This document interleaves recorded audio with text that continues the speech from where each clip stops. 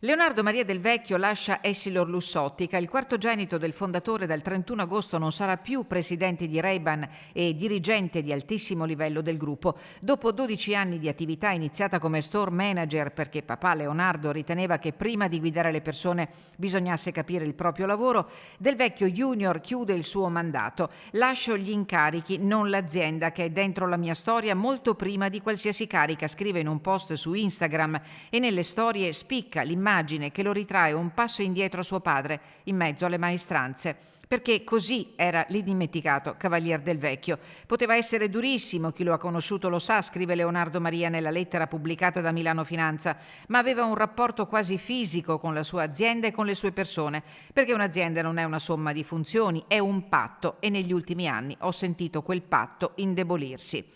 È uno dei passaggi più duri della lettera, in cui la critica è severa contro Francesco Milleri, il manager scelto dal padre per guidare l'azienda dopo la sua scomparsa.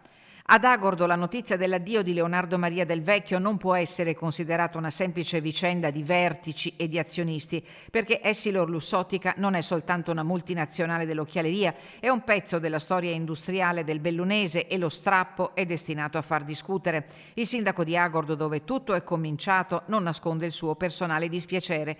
Era l'unico della famiglia che lavorava in azienda e i rapporti con lui sempre ottimi. Con la fondazione ci ha finanziato la scuola materna, dice Roberto Chissalè, lontano dal microfono, perché la notizia è dura da commentare.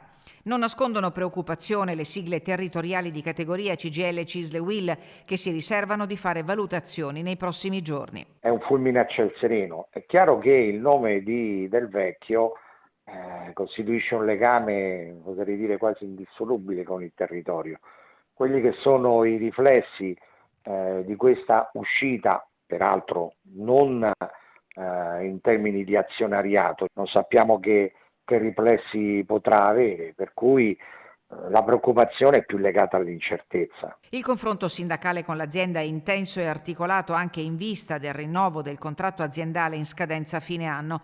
Intanto oggi in borsa il titolo EssilorLuxottica ha subito il contraccolpo. Il calo per tutta la giornata si è aggirato attorno all'1% e si somma alla perdita di oltre il 40% in un anno. Dietro lo scontro fra due visioni manageriali c'è una domanda che riguarda migliaia di lavoratori e un intero territorio. Quanto resterà centrale il legame tra EssilorLuxottica e i luoghi nei quali la storia di Luxottica è cominciata? La risposta oggi non c'è.